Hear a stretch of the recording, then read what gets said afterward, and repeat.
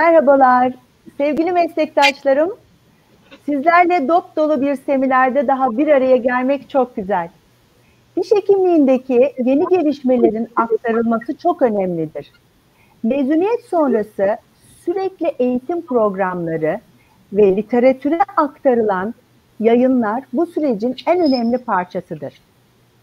Birbirinden kıymetli konuşmacılarımızdan alacağımız her bilgiyi en verimli şekilde hastalarımızın yararına değerlendirmek üzere sizlere çok keyifli bir seminer diliyorum. Bu seminerin gerçekleşmesinde Tetris gibi çalışan zekasıyla sevgili Serhat Köken'e çok teşekkür ederim.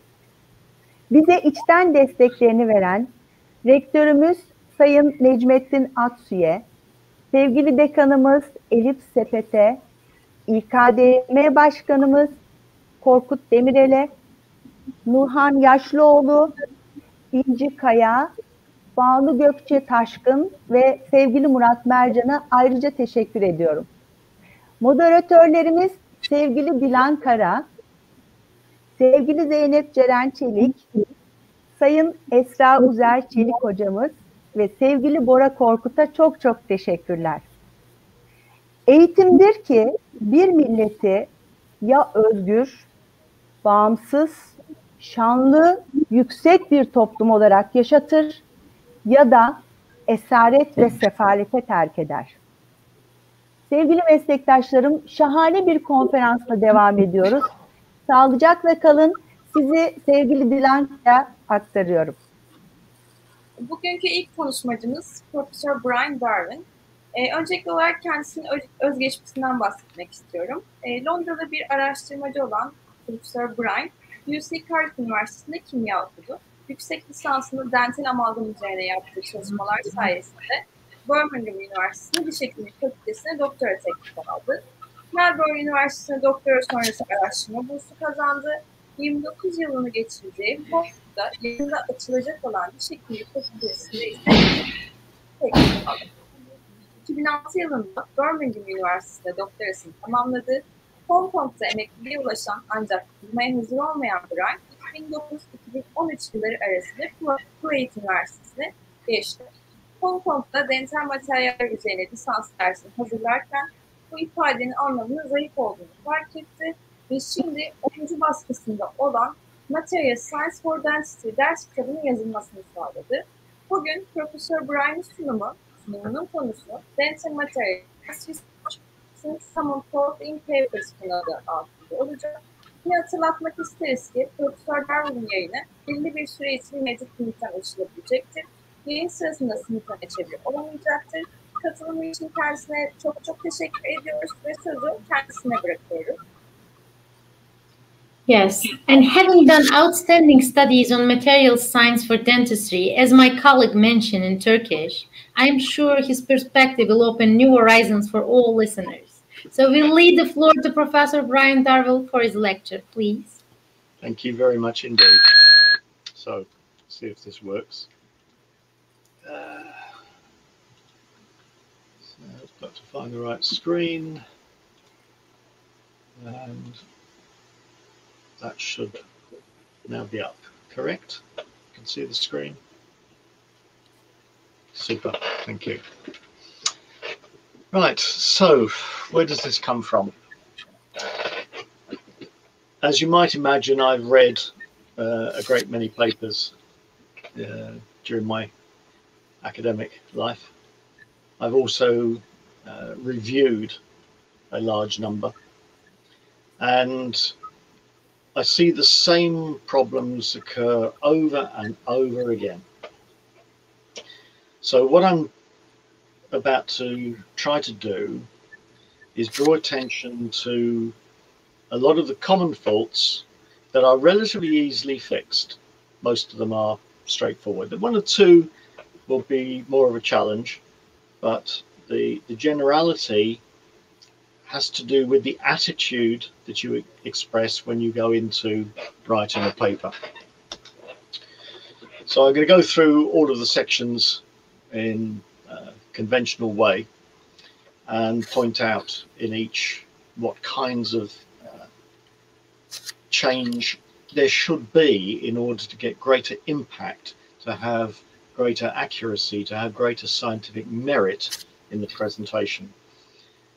After all, what you're trying to do is convince your audience that you know what you're talking about, both in your background of the study, your ability to conduct and interpret the experiment, and the ability to put the results into the context. So the first thing is, with any paper, establishing the background. What is the context in which you are proposing that this job be done? Very often you find all kinds of trivial stuff about how many dentures people are wearing, how many restorations there are in place, and the need for dealing with caries. We know all this. This is a dental audience. You don't have to explain why you are in this business. We understand that there are these major problems. You need to focus on the key aspect of whatever this context is, without getting involved in irrelevancies just to make yourself look as though you're knowledgeable, because it fails. It fails because it's not connected. It's not a joined up story that you're telling, and it looks as though you're padding. And the moment you put padding in, you're lost. It will show very obviously that it is merely filling the space, not really conveying much of any particular value. The point is, you've got to respect your readers by cutting to the chase, by getting straight to the main issues and the developments that arise from them. This usually then is followed by a review of the existing literature. And all too often, this is simply a catalogue, that author 1 did this, author 2 did that, author 3 did something completely different, author 4 repeated the old story for author 5, and it goes on and on and on, without joining it up, without looking at it in an overview. There is no critical analysis of the value of any paper. There's no test of the adequacy of the experiment, of the failings of the outcome. There's no attempt to interpret what is going on. There's nothing about the implications for other work. And you don't really show that you understand what has been done if all you're doing is cataloguing similar papers or related papers. We need to see an interpretation that says, while this was done, it didn't address this. And in attempting to address this, somebody else missed out on some other point. This experiment had sufficient data and appears to have been well conducted, and it leads us to believe that such and such is the case. Show that you are telling a story because you understand what you have read. Now, given all that, this establishes the scenery, if you like, for your study. So we need to understand where we stand in relation to all of the previous work. Why is it that we see the need for yet further work? We have to understand the value of what has been done, the value in scientific terms, in clinical terms, whatever it amounts to. And it's that judgment, that assessment, that critical evaluation of what has been done that shows that you really do understand your business. So that leads you naturally then into some kind of motivation statement. But this has to be very pointed. This has to be as strongly worded as possible about the actual motivation. Why does it matter that you would be doing something like this? But you have to be careful. We need to have this in generalities, but focused on the purpose of the work, not the process that you will use. So you don't have to say what methods you're going to use and the details of the methods and materials.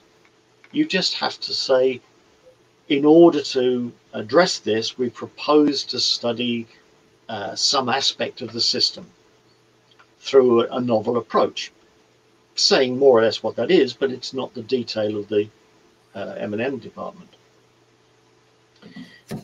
Very often, there is no apparent motivation except novelty, or no apparent motivation except to see what happens when something novel is done.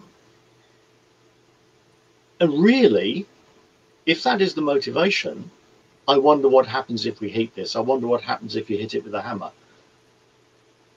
It doesn't have to be couched in nonsense terms. The fake null hypothesis of nothing will happen if we heat this, nothing will happen if we hit it with a hammer, is patently untrue. There is no value in saying all of this work that I propose to do, we expect to produce nothing. That's plainly silly. And it's not really what is driving it. I want to know what's in your head. I want to know how you propose to go about exploring something new, to gain an understanding of a system that we didn't have before. So couch it in positive terms. Would the expectation match the outcome? The expectation being such and such, the outcome we have yet to determine. Why would you have an expectation? We've got theory, we've got background, we know about chemistry, we know about physics, mechanics, mathematics, biology. How many times do we see such a theoretical background in the introduction to a paper? Almost zero.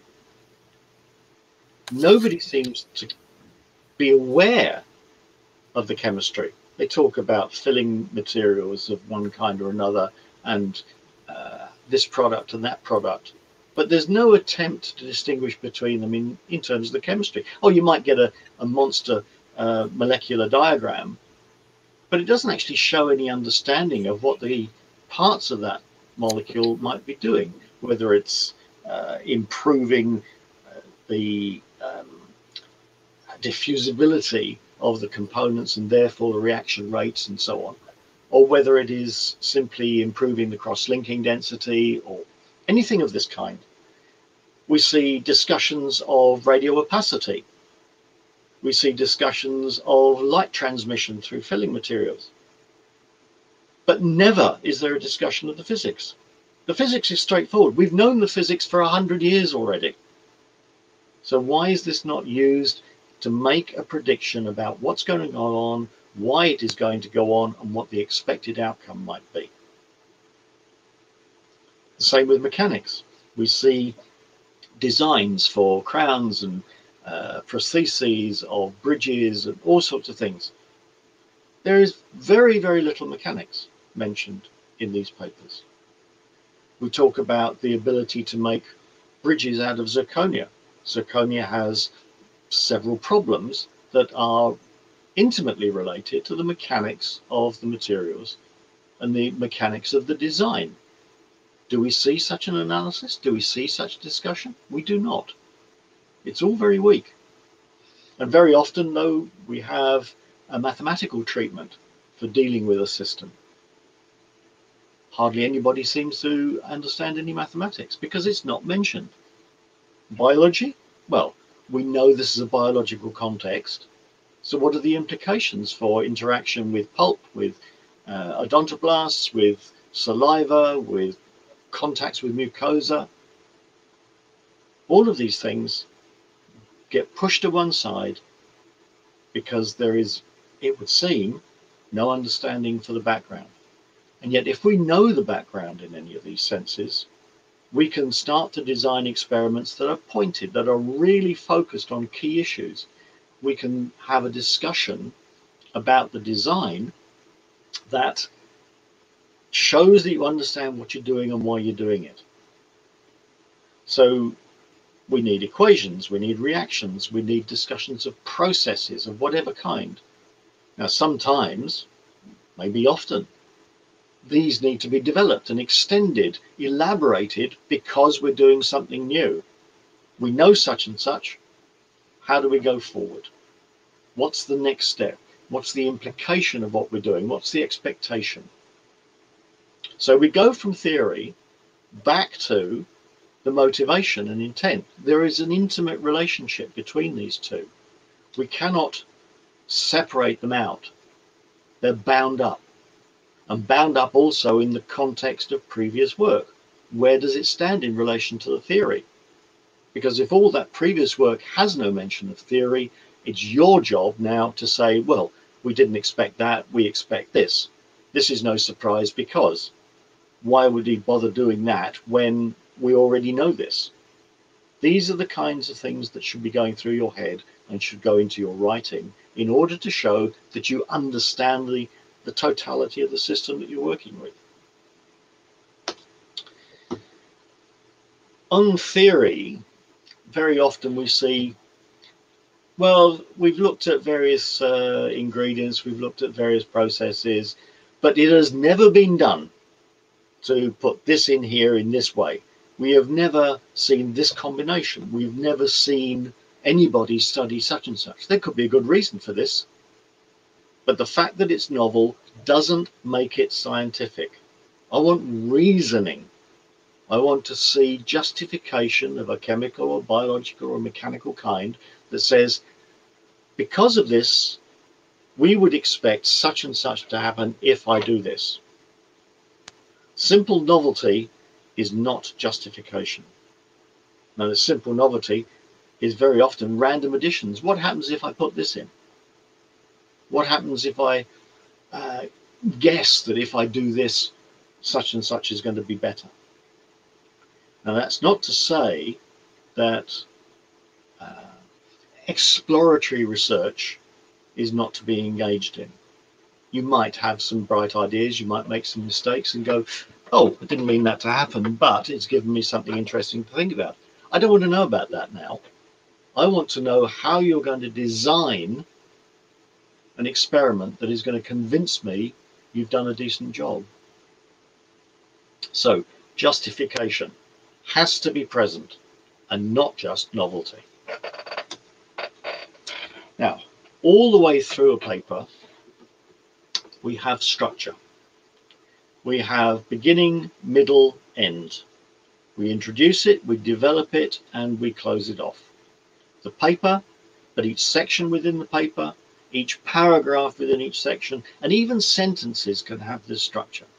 If we keep ourselves following a logical sequence to sell a connected story, you will hold your audience. The moment you run off tangents, or you show that you're just putting things in for padding, or you couldn't really organize your thoughts, nobody's going to give you any credence. Nobody will give you the time to read that paper. They'll just pass on. There is too much literature. Nobody can absorb even a tenth of it. Even within your field, a tenth will be far too much. You've got to have strong reasons for doing the work, so give the reader strong reasons for reading it. Make your case compact, exact, very, very carefully, logical sequence. Now, materials and methods is setting out what you did. But the whole point of science is to enable that principle of falsifiability. If we do an experiment that isn't capable of reproduction by somebody else in another lab, you failed. It's impossible to give any value to that work. And you ensure reproducibility by providing full details of everything. If I'm going to pick up a recipe book to cook a meal, I expect to see all the ingredients specified properly I expect to see all the methods specified properly, all the conditions specified properly in terms of times, temperatures, proportions. So why do you not do this in materials and methods for a scientific paper? In fact, you have to go a lot further with a scientific paper than you would in a recipe. You have to be thinking about what you are talking to your colleague the other side of the world about. You're giving instructions to that person. I want you to do this, do that, in this order, in this manner, under these conditions, line by line, letter by letter, exactly reproducible. You leave something crucial out, it's over. It's dead. It won't get past the reviewer, or should not. Many reviewers don't even pay attention to these things. So do the job properly, be scientific about it. Now, there are some things like maybe a screwdriver, you don't need to specify the brand or detail like that. But if you suspect there is something that matters, you've chosen a spatula of a particular material or a different size to do a job, if you think that it might have a bearing on the outcome, you must say so. You chose this because it had to be of this material, because. Then again, we're talking about products very often that are on sale. And very often you are obliged to follow the manufacturer's instructions. But that simple statement is not enough, because tomorrow that product may be off the market and we've no idea what was done. We can't get the instructions unless they happen to be lying around in a drawer. We can't get the instructions from a colleague because they've lost the paper as well. And you're talking about people on the other side of the world, and maybe 5, 10, 20 years in the future, but it's still relevant. You have to say exactly what you did. So by all means state that you were following the manufacturer's instructions, but you must now give them precisely. If you make any modifications, you must say precisely what you did. It's not enough to say modified. That's not conveying any useful information. The experiment is no longer reproducible under those bad conditions. So we're looking at making sure we understand what we're doing, why we're doing it. Consider this. You might be thinking about repeating the experiment next year. Is everything written down so you can come back and do it again? Can you teach your students how to do it? Say, here's the paper, follow this. Because if your student can't understand it, you're lost, because nobody else will. The manufacturer's instructions problem, I have written about. It's not actually printed yet, it's not published, but it's in press and is available. If you search the Elsevier site or use Scopus, you'll find it. And that may be some way of elaborating on what I've been saying now. It goes a little further in that we should establish a database of these things for everybody's benefit, which would make it easier for you to write out the instructions because you'd be referring to a universally accessible reference. So I would recommend that you read this if you can. Now, materials and methods. We're looking at products very often.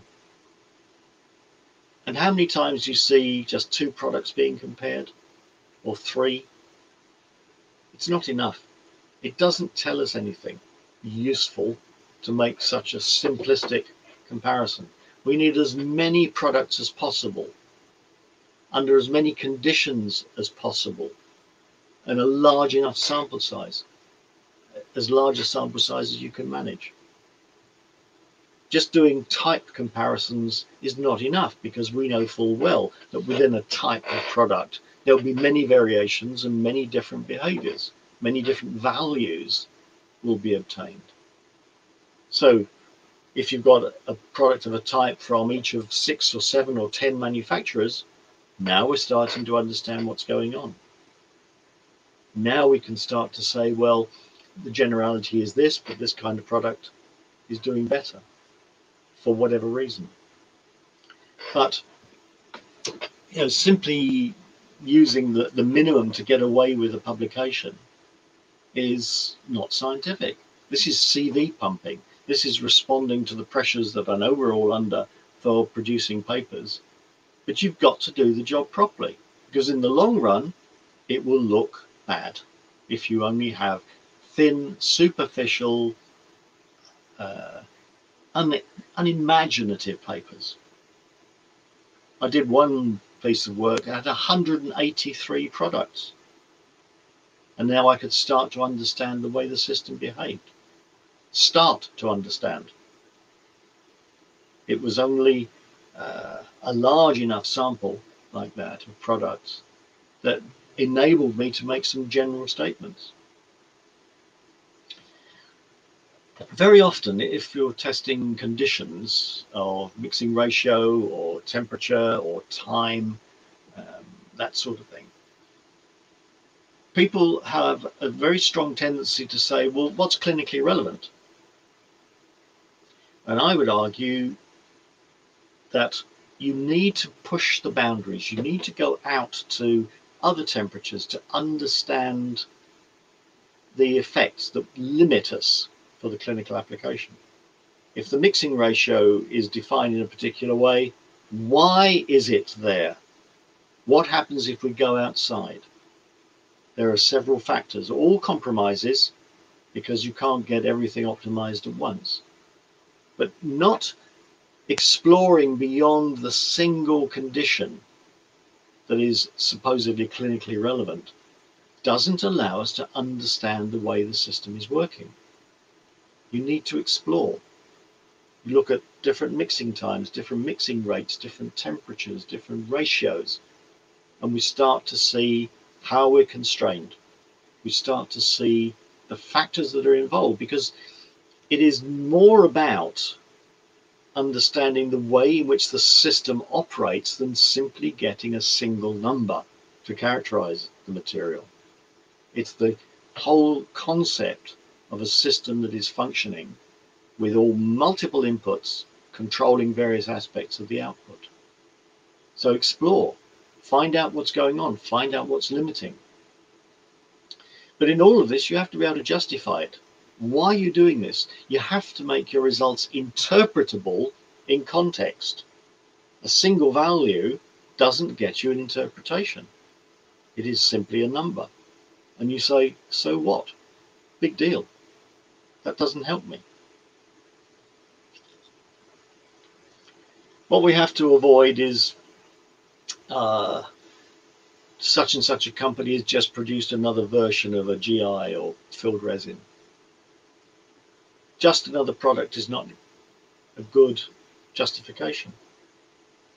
Another combination of antibiotic and delivery vehicle doesn't really work. We need to understand a lot more about it. Working with just another challenge, say changing the light exposure, doesn't give us any further insight. Another ingredient, wishful thinking of any kind, is to be avoided. As I've already stressed, we need justification for what we're doing. We are being driven by structured thinking. We need to have a logical continuity in the ideas that we are developing that lead us inevitably to a sensible experimental design that is executed competently to give us results that we can rely on and interpret. Those results, you need to have all data shown. I want to know about your failures. I want to know about the premature collapses. I want to know about the mistakes, one way or another, because if these occurred when you were trying to do your best and they still failed, That matters. The number of times that you see odd ratios in comparisons, that one product will have, say, 12 examples, another product only 5. Why? Because the second product was failing prematurely. But all of those zeros are dropped. They're thrown away. They don't exist anymore. We need them reporting. We need to see all the data, but those data need to be summarized. So it's error bars on top. I need to see where they stand in relation to each other in terms of their statistical behavior. And on that basis, we do not use bar charts for what are essentially point data, scalar data. If data have a value on an axis, then a bar chart is almost certainly universally wrong. It doesn't help us. It looks pretty, and Excel is not known for going beyond pretty. It's not the best data analysis system. You should be looking for proper scientific graphs. You should make it readable.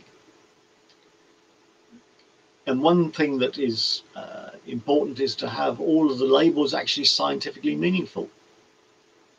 Have the axis labels follow SI, variable divided by the units. So you have a dimensionless quantity, and it has to be clear. And that statement structure following SI should be everywhere in your paper. If you don't know what SI is, look it up. There are several very good summaries of the requirements available online. Find them, read them, absorb them, use them without fail. Very often you get vertical labeling. It is very difficult to read. Make it horizontal. Label curves directly. Don't put everything in the caption, or put a legend in so that we've got some clarity. And I'll give you some examples. So what have we got there? We've got clear statements, clear presentation. Now, you see tensile strength divided by megapascal makes it a dimensionless quantity. It is printed horizontally so we can read it. Water powder ratio and volume fraction, porosity are dimensionless, so there are no units involved in that. Now you see I've used 3 different symbols for the data according to the material, but I've labeled the lines directly.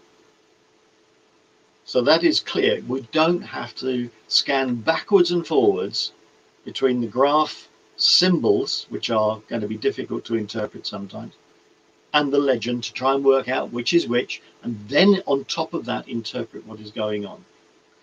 Give everything in the clearest possible fashion with minimum eye flicking from place to place in order to understand what's going on. Do your audience a favor. If you would do this in a presentation like this, do it in your paper. Here's another example. We've got all the data shown. We have got error bars put on. There's a mean, standard deviation, error bar. And we've got very clear labeling so that we can see what's going on. As I say, do your readers a favor. They don't want to struggle to understand. If they have to struggle, they will go away, you will lose your audience, and you will not get the credit. Now, data analysis has many, many aspects. I will touch on just a few. You should be checking, if you're going to do statistical analysis, that the test you apply, which has constraints of one kind or another, various assumptions, they must be applicable to the data that you're using. So do you test for normality? Do you test for homogeneity of variance? If they fail these tests, you have to apply a transform, because only then will your statistical tests mean anything. They are uninterpretable unless the assumptions of the test are satisfied. Who checks the assumptions? Who checks that the test is proper for the data that you have in hand? Very few, it seems. Now, very often we will have 2 or 3 aspects being looked at, say temperature, mixing ratio, mixing time. And people tend to test one thing at a time. And that's not the most powerful. If you can put all of your data into a single test and dissect the main effects and the interactions, you get a much more powerful outcome. Whether it's 2-way or 3-way analysis of variance, whether it's multiple regression, whether it's analysis of covariance, where you've got say a 2-way analysis of variance with a regression dimension. You build the test that you apply to be a simultaneous single test, which therefore has the most power and the most chance of revealing what is going on. Now, in the process, you may find that, say, mixing time was irrelevant. It becomes non-significant. So you collapse it in that direction and you do the test again. And you then consider the outcome from that. You look at the main effects and the interactions again. Do they make sense? How do you interpret it? If there's another non-significant factor, you collapse that direction. But what you must not do is multiple comparisons. We don't want trawling, hunting through pages and pages of statistical output in the hope of finding something significant. You will always find something significant, but it isn't always meaningful. You should only be designing a test to deal with the data that you created for the reason that it was created. That is, you had in mind a motivation. You had an intent to test something. That is all you do for the design of the experiment. That is all you should be doing for the analysis of the experiment. Not hope that because the experiment didn't work very well, that you're going to find something else of interest. It doesn't really count if you are trawling. It has to be focused. It has to be a thread that goes through the data, through your experiment, through your analysis. Test only what you wanted to test. That doesn't stop you noticing weird things. If something goes very odd, something very unexpected is happening, that's fine, you're allowed to say it. I can't remember who quoted this now, but somebody said, all the best discoveries have been made through somebody saying, oh, that's funny. Because they were aware, because they're thinking, because they're alert, paying attention to what they're doing, they are aware of when there is something worth pursuing emerging in their data. But it's not trawling. That's paying attention. Quite different. Data reduction. We don't want a recitation of all the individual values. We don't want a simple statement of everything that you've achieved in this experiment. That's reportage. Lists of numbers, product values, no value whatsoever, because it's not interpreted. We want to boil it down. We want to generate the generalities from those specifics. Science is about summarizing, using data of value because you've justified their existence. Now, sometimes you see people putting down 4 or 5 decimal places when the standard deviation is not even decimal. It's meaningless. Don't get carried away with detail which is of no consequence. So if it's 3.2 plus or minus 0.1, that's fine. But 3.2100595, whatever, plus or minus 0.1 doesn't work. You have to be making a judgment as to what is meaningful in the numbers that you've generated. What is our goal? This data reduction? It's to advance understanding. We're aiming for insight into the processes that we have been studying. Discussion is about what you have achieved, not a repeat of the introduction or the purpose of the experiment, not a repeat of materials and method, not a repeat of the results. It's so tedious. Don't use narrative for lots of results and numbers instead of a table which summarizes it much easier to read. And most definitely do not introduce a new review of the literature. That belongs in the introduction. That belongs at the beginning to justify what you're doing. That doesn't stop you making references to those papers in the discussion, but don't just bring in new stuff for the sake of it. It's not helpful because you've said, I couldn't be bothered doing a decent introduction, but now I'm going to discuss everything in relation to data that I do not criticize, that I'm not assessing for validity. It's inappropriate. What we want to know is whether you think the experiment went to plan. Are your results what you expected? Can you be self-critical and understand whether you did the job properly, whether there is room for improvement? Now we need to understand whether your results are in accord with previous, whether they've broken new ground, whether they match the theory. Do they have any meaning? What is the meaning of your work? You have to be open to these discussions. You have to be honest enough to assess them in those terms. And conclusions. Do not repeat the motivation. Do not repeat results. Do not exaggerate. Hype is the last thing I want to see in a conclusion. This is a very promising piece of work that's going to revolutionize dentistry and banish caries forever. Is garbage. Don't do it. What we need to know are the implications of your work. Identify any information that you should have obtained that is now missing. Suggest the next step, but do not simply say more work is needed, meaning that what you have just presented is inadequate. It's weak. You need to be focused on the value of what you have done and be honest about that. So what are the key messages? Just to try and draw a line under what must be a fairly depressing list of problems. It's going to be very hard to absorb and deal with. We're avoiding a catalogue in the literature. We're ensuring reproducibility. We're avoiding reportage in the results. We've got a proper analysis and we relate it all to theory. It has to be placed in context. What do we already know? And avoid hype. Do not make yourself out to be the next Nobel Prize winner because you've got something that you think is wonderful. Does the evidence support it? Is all you have to ask yourself. If it doesn't, leave it go. This is the hard part.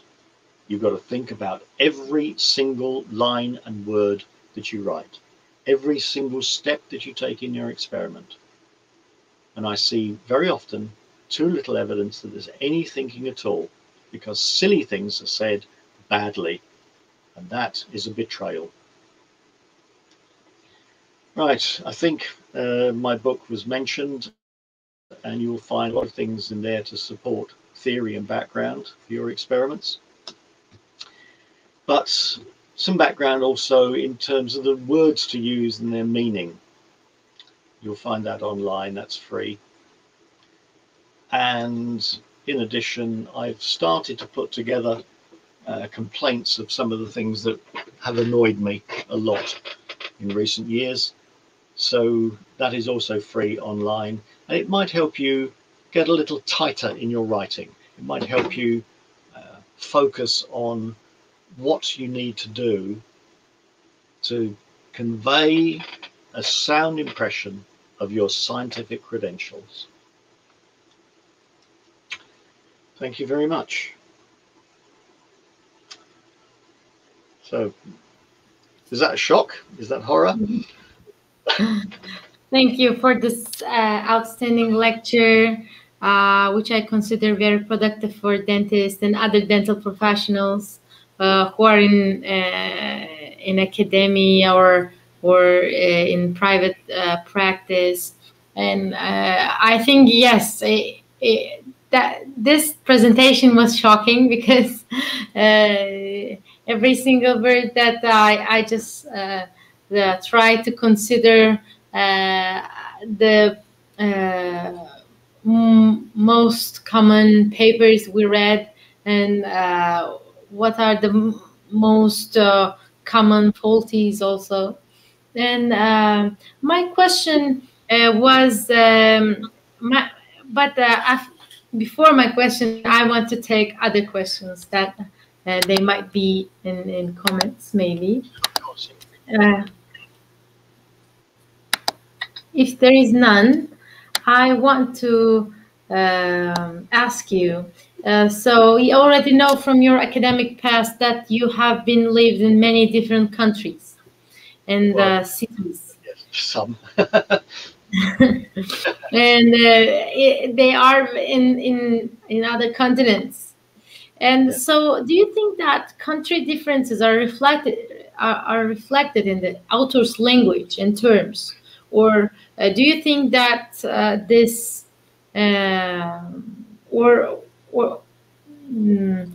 being national cause some paper faulties? Are there any points you see from those countries?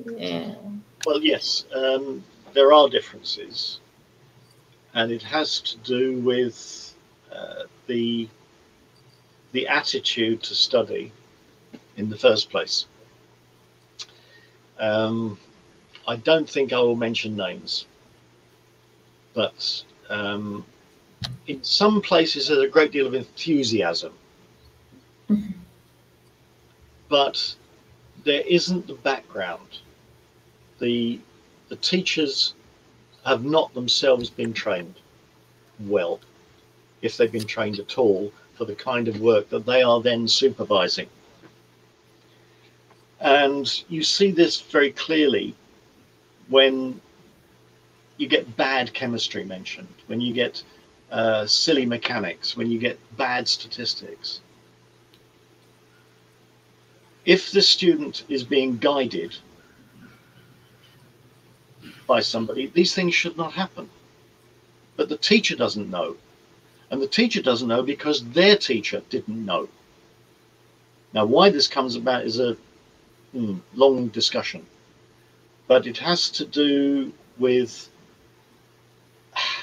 a sense I have in dentistry of these things not actually mattering to many clinicians. So clinical teachers don't think that rigorous science matters. So they don't require students to pay attention in that way. So anything that goes out is fine. They've got their name on it, job's done. It's their CV that's being improved. They've got supervised students, therefore they can advance. End of story. But they've not done their homework, because very often this is work that was done 20, 30, 40 years ago. It's just the same old thing. Where is the novelty? Where is the chemical insight? Where is the clinical insight that says, all right, we've been doing this, but now we need to improve on it. And if we do this, then there's the possibility, because they got some theory. Without that background, without that understanding of the literature, without having done your homework properly, and then being prepared to use it, what follows is a waste of time. And it's very clear that very often papers are cited simply because they've previously had a lot of citations, and therefore they must be important, therefore I have to refer to it. But there's no analysis. There's no sense that they've understood what has been done to critically appraise it and go forward. So it has to do with, yes, some national attitudes to university education, national attitudes about what matters and the efforts being made. There's one instance I know of where the attitude to scientific work is, this is something I have to get out of the way in order to get promotion. And once that is done, I am not interested anymore. I just want my salary. Right? End of story. That's it. Over. So there's a minimum number of papers to get a particular grade promotion. They've achieved that at whatever cost, usually by somebody else doing the work. Right? And they go on and then they stop. I know of professors, full professors, that have been in place for many years. They haven't published a thing in decades. Right? Make sense of that. Right? So that's the attitude that is passed on. They'll supervise, maybe, if you're lucky, but I wouldn't bother with them because they haven't got any background. They're not up to date anyway. They don't know the literature, and they haven't got any scientific background anyway. So you're in a very hard place when you find yourself in a school anywhere in the world where your supervisor is there because of his seniority and not his ability. All right? It's a challenge, but what the student should do is be prepared to seek advice elsewhere. Right? So you're a supervisor. If I'm a supervisor, there are things I do not know. There are things I cannot do. I am honest enough to say, okay, I know my limitations. Right? Do you know the film Dirty Harry? Mm-hmm. Yeah? A man's got to know his limitations. Yes. Yes. So I say, okay, I don't know this. Go and find somebody who does. I think so-and-so in such a university is somebody to write to, right? If necessary, I'll write an introduction. But I'll send them away to get that training, to get that background, to get that advice. Right? This is not about my pride. The fact I don't know is irrelevant. Right? I'm looking after the student, not me. Yes. That's the difference in attitude, right? So if the student cannot write a paper because he's not been taught how to write a paper, then he should be sent somewhere where he can get that training. He should be put in touch with somebody who can guide him. Right? That's no detraction from a perfectly good clinical operator, right? Maybe wonderful hands, you do brilliant work as a dentist, but you're not a scientist. Admit it, is what I'm saying to these people. Right? Be honest with yourself. You want to look after your student, get them the training they need. And so often that is obviously missing. And it does depend on countries because it depends on the schools. It depends on national pressures. It depends on money. It depends on many factors. But once in a while you find somebody that's good, but they're held back because they haven't got the support. They're not being taught. And that's a betrayal. That's what I feel most strongly about this, the sadness of an enthusiastic, capable student not getting the support and background that he should have. Does that answer the question? Yes, thank you, Professor. And I want to ask Professor Ulusal has any questions for Professor Darvell? Professor Darvell, it was a great lecture. That was not a usual subject, which is really important for the universities. Thank you for the doctorate students, undergraduate students, because everyone is preparing for some thesis. So what a thesis or what a research means is needs these attentions. Indeed, so. You are absolutely right, because actually a student who is looking for a real research or what the subject is knows the subject to study, so has to choose the instructor or advisor, the right one, to help her for her research. You're absolutely right on this. Well, it's not that you select the student, you select the supervisor because they know everything that is relevant in the background, it's because they have the right attitude to study, that they can correct. And that's different from being an expert in a field, right? It's being knowledgeable about the process of science, and that's a separate story. That's right. It's another important one. Yeah, exactly. A lot of people don't get taught that process, and yet they supervise, and it goes on and on. That chain is unbroken. That's what we've got to get into. We've got to make sure that somewhere along the line there's scientific sense being injected into the process of study. Yeah. It's actually, it's a lot of work to do a research. So the important point is, you're right. And thinking about this, having the hypothesis, having the whole project is written, as you said, in detailed ways, is very important. So you don't have a plenty of time just to have one more paper in order to get the title or grade. So each one of papers are really important because you give your time and you give your all attention. So sometimes, there are materials research as if in routine way, just like a new material just came out, doing what about its hardness? Let's do its hardness. Okay, yeah, it's not a unique thing, What should I have to spend time with it? So that's exactly right. Yes. Yeah. First, we have to inspire with that research. We have to dream about it first.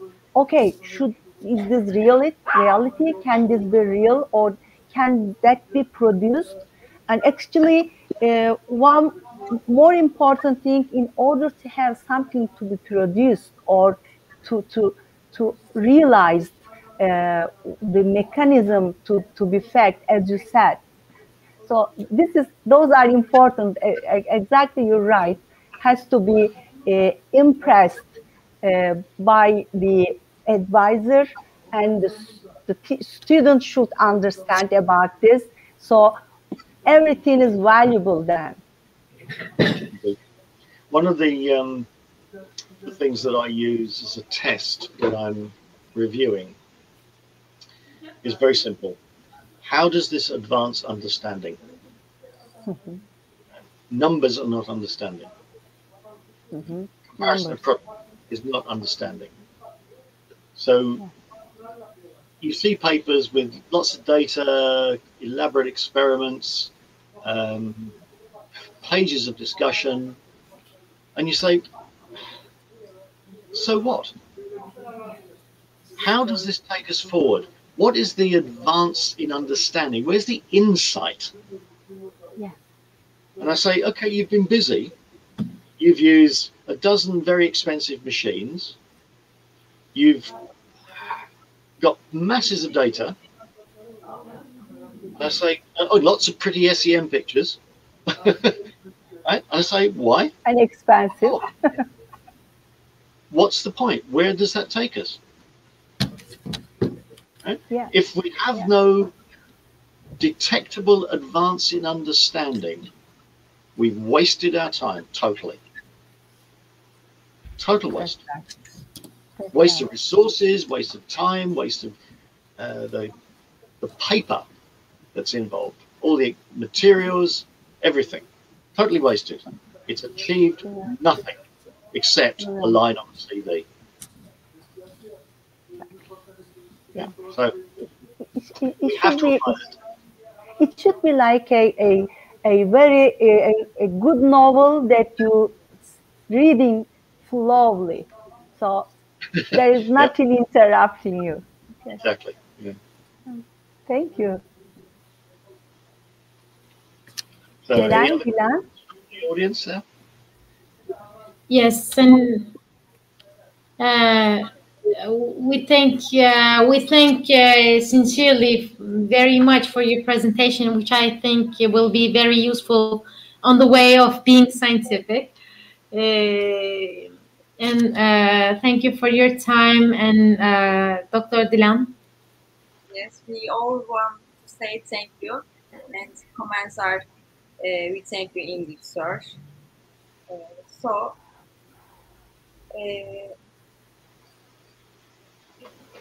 thank you for his participation. And well, thank you very much for inviting me. That's, We are really thankful, Professor Darvell. And one more thing, please. Would that be possible? For example, I don't know. We are at the Istanbul Kent University, and we have actually their program is really relatively new in postgraduate education, and they have the doctorate programs in different departments, and they need some the good advisors since there's not many faculty members. So we just suggest you, maybe if you have any time, we will be very honored to have you as an advisor, and meantime maybe in the scientific journal as the editor. So we will write it in details if you kindly accept, or just think about it, please. I think I'll have to think about it for the moment.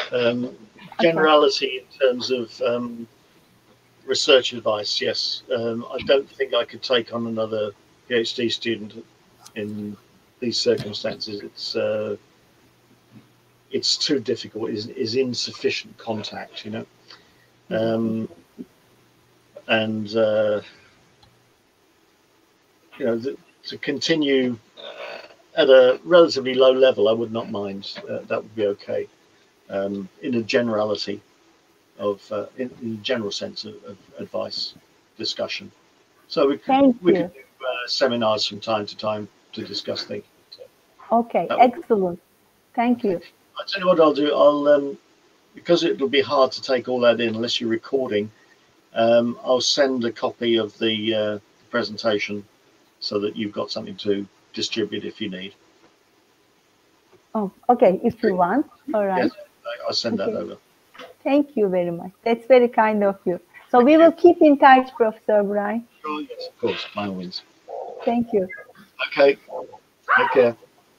Thank you, dear. Study hard. Thank you. Yes. Thanks, moderators. Okay.